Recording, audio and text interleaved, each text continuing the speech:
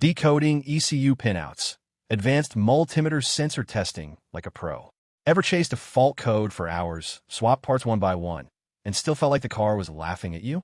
If you have ever stared at a P0 code that led absolutely nowhere, this video is going to change how you diagnose cars forever. Today, we are going beyond scan tools, beyond guesswork, and straight into the brain of the vehicle. This is where real diagnostics begin.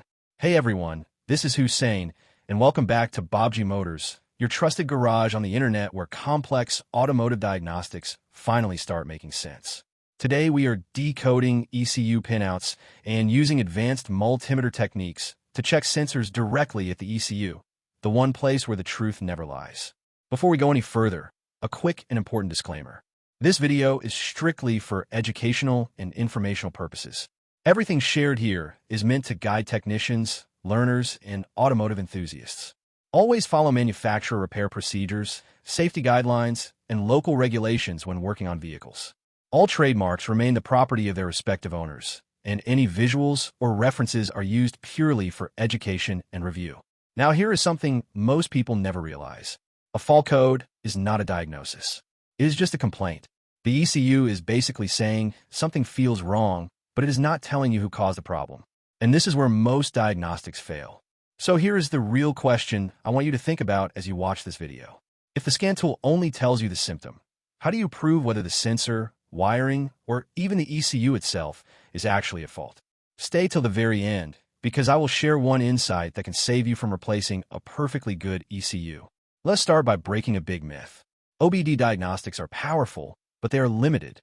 Diagnostic trouble codes often point you toward a system, not the root cause.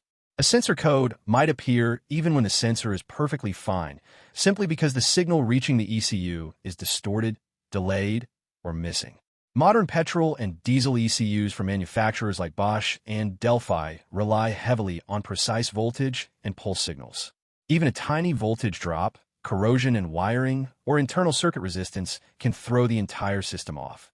This is why direct ECU testing is your new diagnostic superpower. When you measure sensor signals at the ECU pinout, you are checking exactly what the ECU sees. No assumptions, no guesswork, just raw truth. If the signal is correct at the ECU, the problem is elsewhere. If it is wrong, you now know exactly where to focus. To do this correctly, the first step is understanding ECU pinouts. A pinout diagram is essentially a map of the ECU brain. It tells you which pin receives which sensor signal, which pin supplies reference voltage, which pin is ground, and which ones carry communication signals like CAN lines. Always rely on accurate sources, such as OEM service manuals or professional databases. A wrong pinout is worse than no pinout at all. When reading pinout diagrams, pay close attention to symbols and naming. Sensor inputs are usually labeled with signal, reference, and ground. Power supply pins may be marked as switched ignition or battery positive. Communication lines like CAN high and CAN low follow strict voltage behavior and must always be tested as a pair. Understanding this language turns confusing diagrams into clear instructions. Before touching the ECU, safety comes first. Always disconnect the battery when required, especially on vehicles with sensitive electronics. Avoid probing pins directly with sharp objects. Back probing or using proper breakout leads is the safest method. A single wrong move here can turn diagnostics into an ECU replacement bill, and nobody wants that. Now let us talk about the multimeter, the most underrated diagnostic weapon in your toolbox. Most technicians only use it to check voltage or continuity, but a good multimeter can do far more. Voltage drop testing is one of the most powerful techniques you can use. Instead of checking whether voltage is present, you check how much voltage is lost under load. A sensor might receive power, but if there is resistance in the wiring, the signal quality drops, and the ECU gets confused. Another advanced technique is using frequency and min-max functions. Sensors like crankshaft position sensors, speed sensors, and cam sensors generate pulse signals. By measuring frequency directly at the ECU pin, you can confirm whether the signal is stable, intermittent, or missing altogether. If the frequency changes smoothly with engine speed or wheel movement, the sensor and wiring are healthy. If it drops randomly, you have found your fault. Then comes parasitic draw and current testing through ECU-controlled circuits. Abnormal current flow can indicate shorted components, failing internal transistors, or even a leaking capacitor inside the ECU. While a multimeter cannot see inside the ECU, it can reveal behavior that strongly points to internal failure.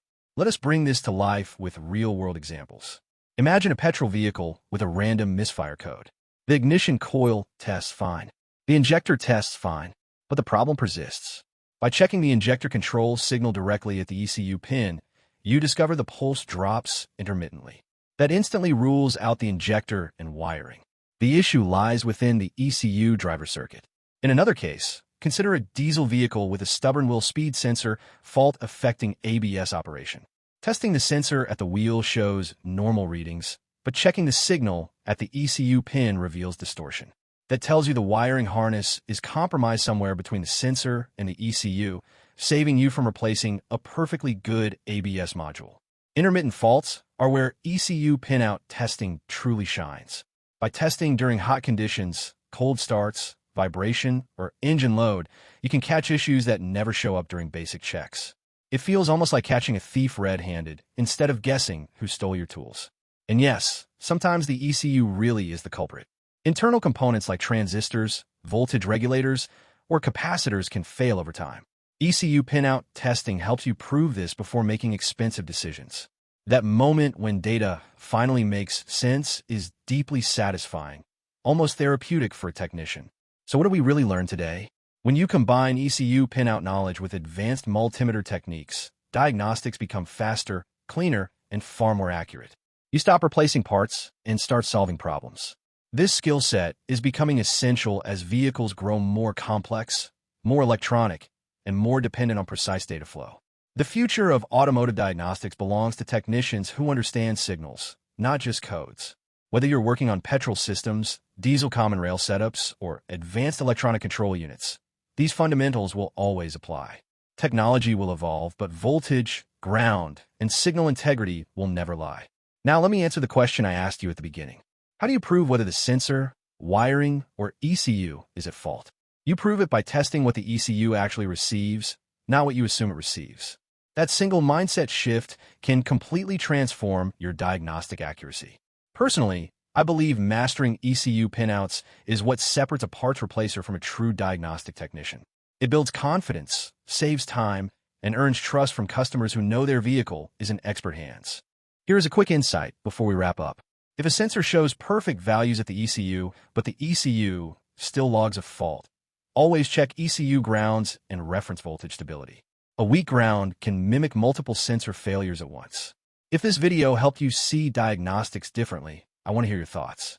Drop your experiences, toughest electrical nightmares, or questions in the comments. Let us build a real diagnostic discussion together here at Baabji Motors. If you truly enjoyed this deep dive and want more content like this, show your support by hitting the like button and pushing this video toward 10,000 likes. Let us flood the comments with at least 1,000 comments from technicians and learners who want real diagnostics, not guesswork. Subscribe to Baabji Motors so you never miss advanced diagnostic content. And if you want to directly support the channel, consider joining the membership or checking out the tools linked in the description. Using those affiliate links helps keep this channel alive at no extra cost to you. Thank you for sticking till the very end. Keep learning, keep testing smart, and as always, happy diagnosing with Baabji Motors.